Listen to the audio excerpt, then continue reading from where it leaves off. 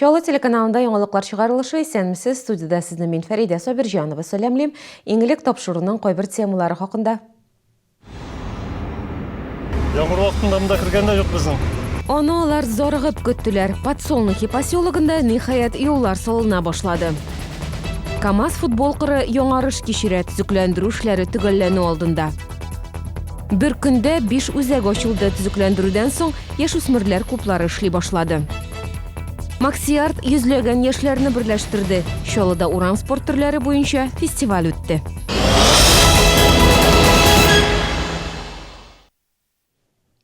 Подсолнухи бистәсенә юл сала башладылар. 3 ел элек әлеге поселокта күп балалы гаиләләр өчен җирләр бүленә башлады. Әмма газ су кермәү, юллар булмау сәбәпле күпләр йортлар салуны кичектереп килде. Юлны төзекләндерү планда булмаса да, шәһәр бюджетыннан бу максатка акча бүленеп бирелде. Эшкә бер атна элек кирештеләр.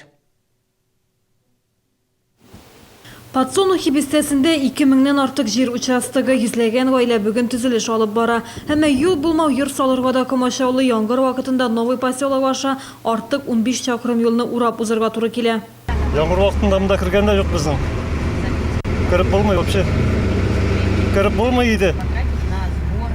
Бер кайда бернинди эш табылмый монда. Менә карап торам монда күп кеше йөри эштә. Сала башладылар.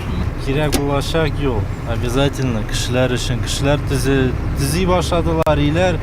Юлның киңлеге 7 метр булачак, ә менә озынлыгы нибары чакрым ярым. Бистә эчендәге юлларны ул үз эченә алмый. Әлеге юлны вакытлы эшләр дип атыйлар. Аны салганда шәһәр проспектларыннан салдырылган асфальт вагон кулланалар. Подсолнухи бистәсендә илтүче юлга 10 000 тонна асфальт вагы кирәк. Төзүчеләр сыйфаты яхшы булырга тиеш дип ышандыра. Бүген туфрак катламын салдыралар.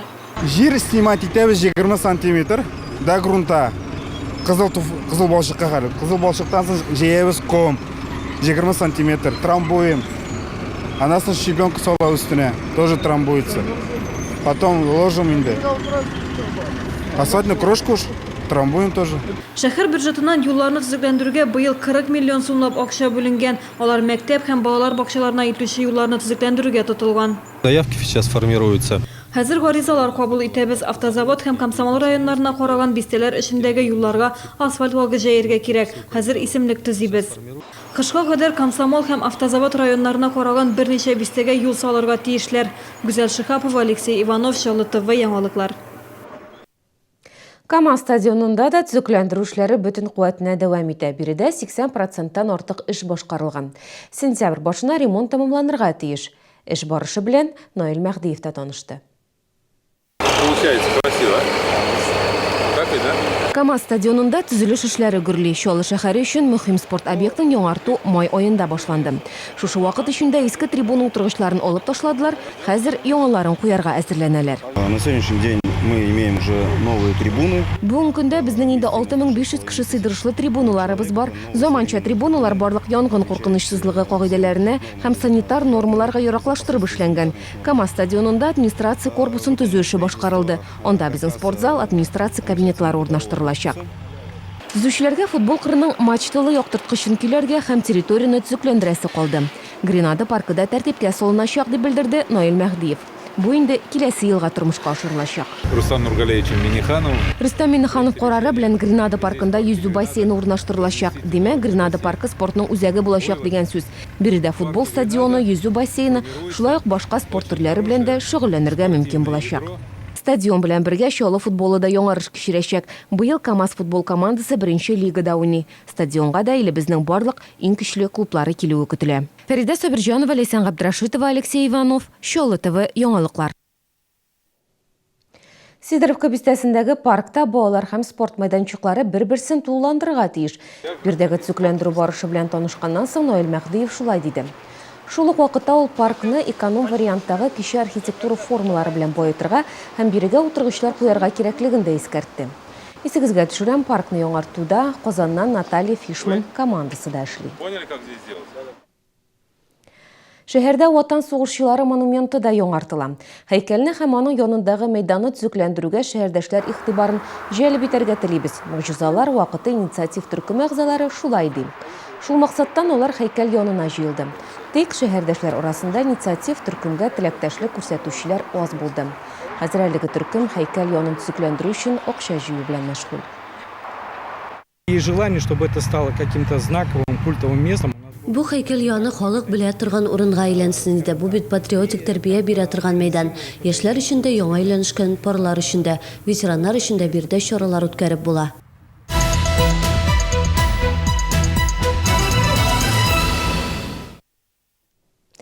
Чаллыны яратам, сайлауга барам. Чаллы ТВ телеканалында без бүген нәкъ шул исемдәге махсус проектыбызны башлап җибәрәбез. Билгеле булганча, 13 сентябрь Россиядә бердәм тавыш бирү көне. Бу көнне без Татарстан президентын һәм 3-нче чакырлы шәһәр советы депутатларын сайлаячакбыз. Хәзер бу мөһим вакыйга өчен бюллетеннәрне әзерләү эше бара. Шәһәрдәшләр яңа чакырлы шәһәр депутатларыннан нәрсә көтә? Аларның нинди наказлары бар? Бу хакта үзләреннән сорадык. Урамнарны дирек чистартырга кирәк. Урамнар бик пичрак. Ой, пичрак. Менә бу энтузиастларны әлеге жуа торганнар. Хәзер Кольцодан алып инде, литейный заводтан. Резко хәтле, разбитая дорога. Шуны ясасыннар иде инде. Анда ничек автобуслар йөридер. Дворларга не ясасыннар була. Теге. Балалар уйнасын өчен. больше, чтобы было пандусов. Балалар һәм мөмкинлекләре чикле шәһәрдәшләр өчен пандуслар күбрәк булсын иде. Тротуарларга машина куйдырмау өчен дә законнар кирәк. Бу безгә бик комачаулый. Подземку спускаешься, во многих подземках там... Җир асты кичүләренә бала коляскалары белән төшә торган түгел. Шәһәрне кешеләр өчен уңайлы итү өчен тырышсыннар иде. Менә нәрсә телибез без. Хәзер рекламага бүленәбез. Безнең белән бергә калыгыз. Бер көндә 5 үзәк ачылды. Төзекләндерүдән соң яшүсмерләр клублары эшли башлады. Максиарт йөзләгән яшьләрне берләштерде. Чаллыда уран спорт төрләре буенча фестиваль үтте.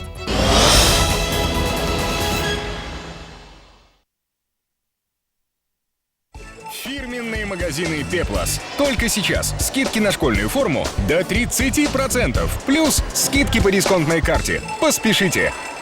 Уважаемые родители, одевайте школьников всех возрастов в школьной моде. Цена и качество вас порадуют. Школьная мода. Московский проспект 130Б. Новый город 5326. Предприятие продает аквариум объемом 150 литров для офиса 2015 года выпуска. Телефон 56 15 09. Һәр укытучы үзе укыткан укучыларның уңышларына сөенә. Алар турында горурланып сөйли. Сез дә үсеп килүче буынны укыту һәм тәрбияләү өчен заманча шартлар булдыруга ярдәм күрсәтә һәм меценат буларак үзегез турында яхшы хатирәләр калдыра аласыз. Үткәнен белгәннең киләчәге бар. Үз мәктәбеңә ярдәм ит. 2015 елның 13 сентября бердәм тавыш бирү көне. Татарстанда республика президентын һәм җирле үзидарә органнарына депутатлар сайлыйбыз. 2015 елгы сайлаулар 900-дән артык сайлау кампаниясын, 3 миллионга якын сайлаучыны берләштерә һәм Татарстанның барлык районнарында үткәрелә. Һәр граждан сайлауда катнашырга хокуклы. 2015 елда иң мөһим сайлаулар.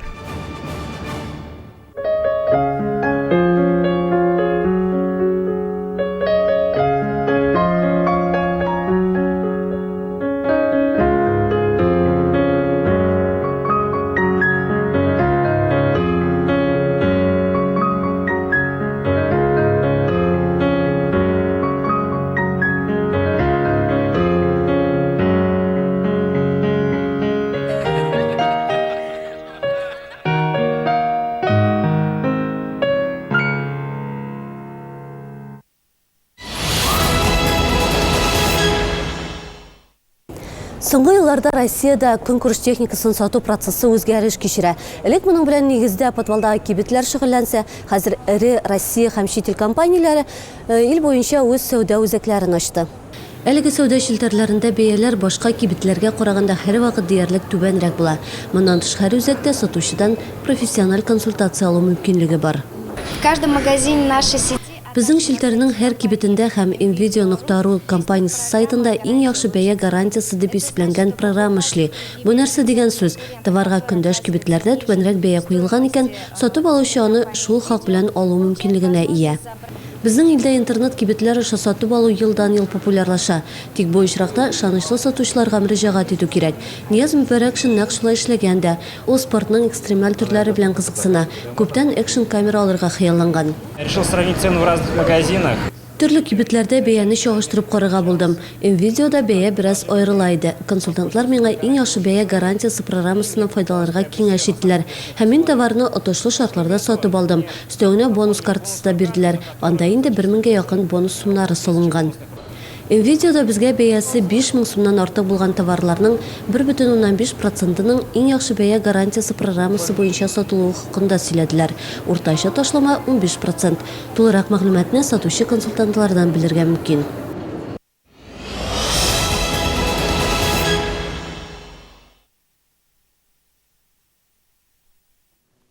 Игътибарыгызга яңалыклар чыгарылышы һәм без дәвам итәбез. Узган шимбәдә Тынычлык һәм Биләев урамнары чатында булган бәрелештә 4 кеше имгәнде, 1 кеше үлде. Һәлакәт төнге берләр тирәсендә була. Чатта Kia һәм ВАЗ Калина машиналары бәрелеше. Чит ил машинасы йөртүчесен 37 яшьлек ир-атны тиз арада хастаханәгә озаталар. Әмма фаҗигадан соң ярты сәгать үтүгә ул ашыгыч медицина ярдәме хастаханәсендә җан бирә. Һәлакәттә шулай ук 22 яшьлек Калина йөртүчесе, аның пассажиры Kia-ның 2 пассажиры зыян күрде. На данный момент ведется следственное мероприятие. Хәзер һәлакәттә кем гаепле булуын ачыклау бара. Шаһитларның экраннарда күрсәтелгән телефон номерлары буенча юл хәрәкәте иминлеге инспекциясына шылтыратуларын сорыйбыз. Балалар бакчасына онкологлар килде. Максатлары ата-аналарга яман шиш авыру, оннан саклану усуллары турында сөйләү. Бүгенге көндә 12 меңгә якын шәһәрдәшкә әлеге диагноз куелган. Авыруны башлангыч стадияда үк ачыклау нигездә тулысынча дәвалану мөмкинлеге бирә ди табиблар. Мәгълүматны исә сәламәтлек мәктәбендә алырга мөмкин.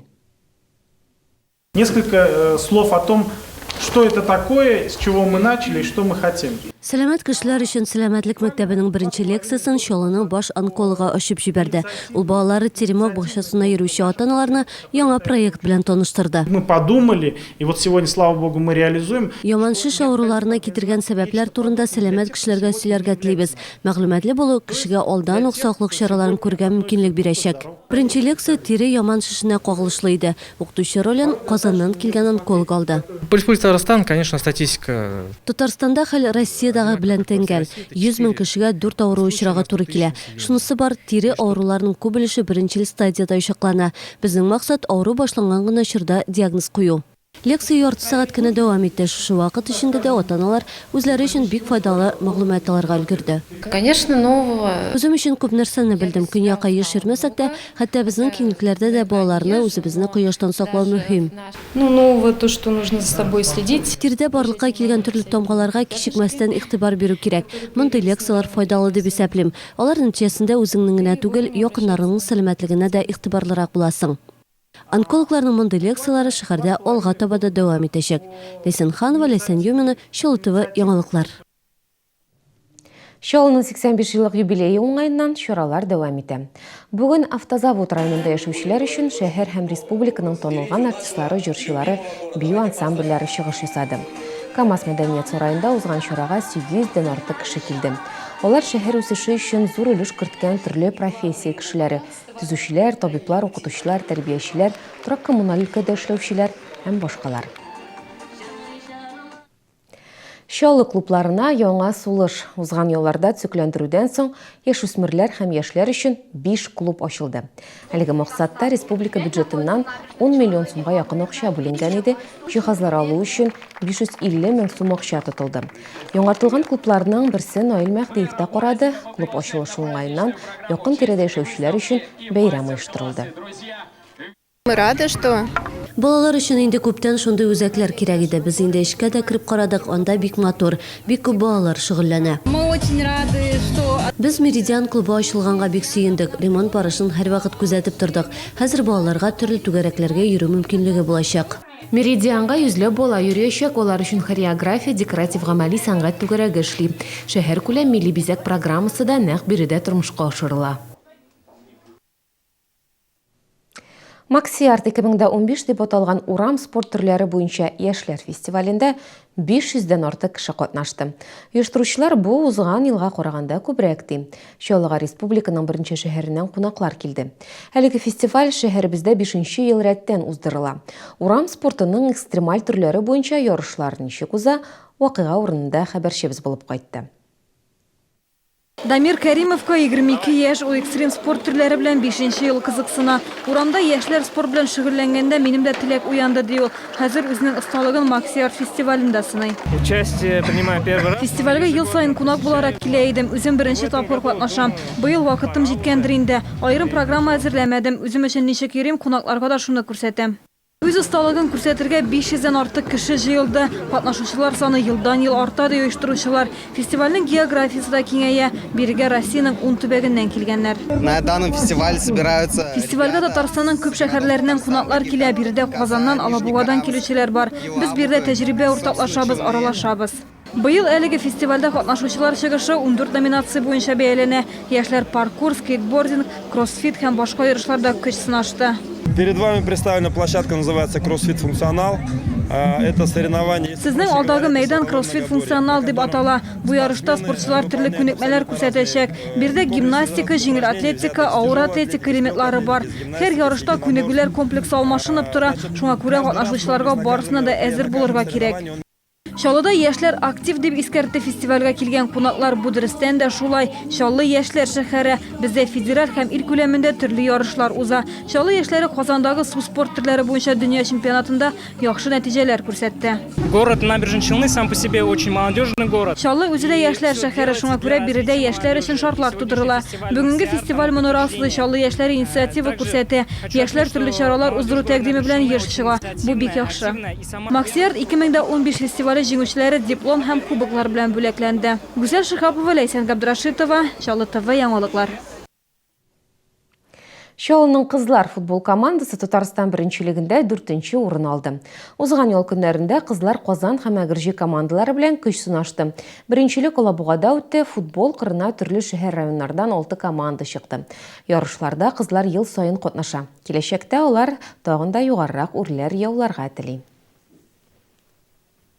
Бу сезгә җиткерәсе соңгы мәгълүмат иде. Безнең яңалыкларны tvchilny.ru рәсми төркемендә карый аласыз. Шулай көн дәвамында 10-да, 12-дә, 14 һәм 16 сәгатьләрдә бар тик Чаллы ТВ центр каналында көн яңалыклары эфирга чыга. Республика, ил, дөнья хәбәрләре белән күңел радиосы таныштыра һәм яхшы кәеф бүләк итә. Мин сезнең белән иртәгә кадәр сау булашам. Кичләрегез күңелле үтсен, исән-имин булыгыз.